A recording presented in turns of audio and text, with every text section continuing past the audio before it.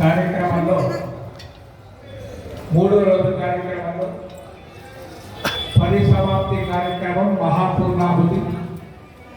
ఈ 3 రోజులు చేసే దానికి గాను పరిపూర్ణమయ్యే విధంగా ఈ మహాపూర్ణాహుతి కార్యక్రమం భక్తులంతా కూడా ఆలయానికి వచ్చిన భక్తులు, ఆలయంలో ఉన్న భక్తులు, కర్తలు, యజమానులు అంతా కూడా యాగశాల దగ్గరికి రావాల్సిందిగా కోరుతున్నా. అలాగే ఈ కార్యక్రమానంతరం స్వామివారి ప్రథమ దర్శనం జరుగుతుంది. ఆ ప్రథమ దర్శనానికి ముందుగా ఇక్కడ స్వామివారిని సరాసరి చిన్నగా చూడడానికి ఎవరికి అవకాశం ఉండదు.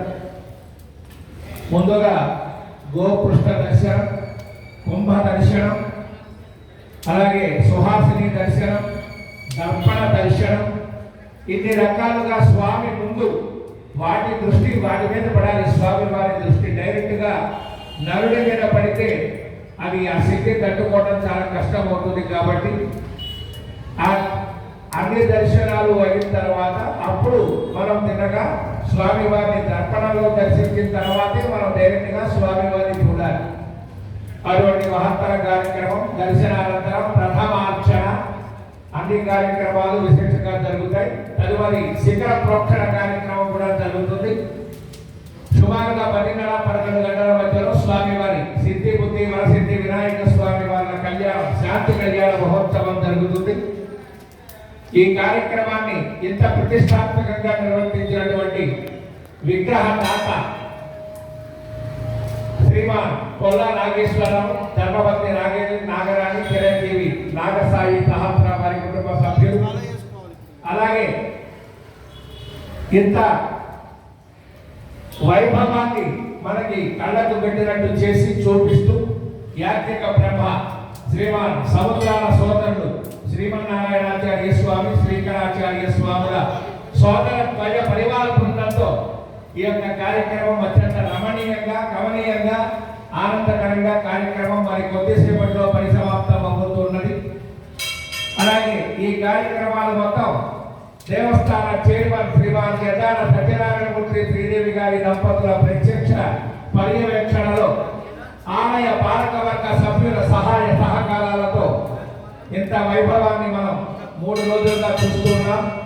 నిన్నటి రోజు సాయంత్రం కూడా వరుణ దేవుడు నేను ఉన్నానంటూ గట్టిగా ఒక అరగంట సేపు ఈ ప్రతిష్టా కార్యక్రమాన్ని ప్రాంతాన్ని మొత్తం పవిత్రత చేశానేమో అనుకుంటున్నాం మేము ఖచ్చితంగా.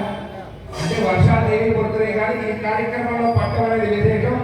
ఈ ప్రతిష్టా కార్యక్రమం అసమానత అయ్యేంత వరకు కూడా ఈ యొక్క వరుణ దేవుడు అనుగ్రహం మన మీద పరిపూర్ణంగా ఉంటుందని కోరుతున్నాం. జై శ్రీమన్నారాయణ. తదుపరి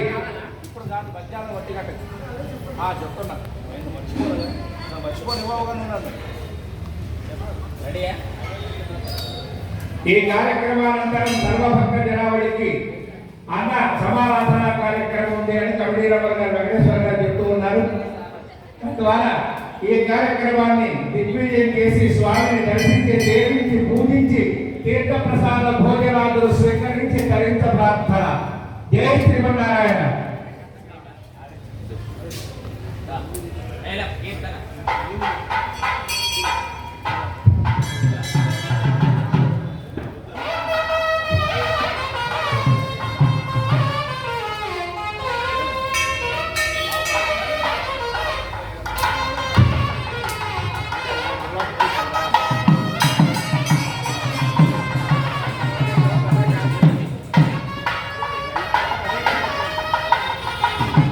ముందుగా మేళము, ఆ తర్వాత పూర్ణాహుతి, ఆ తర్వాత మనమంతా కూడా ప్రదక్షిణ రూపకంగా దేవాలయాన్ని కూడా ప్రదక్షిణ చేసుకొని పూర్ణాహుతిని సమర్పించుకుందాం. జై బోలో విఘ్నేశ్వర భగవానికి.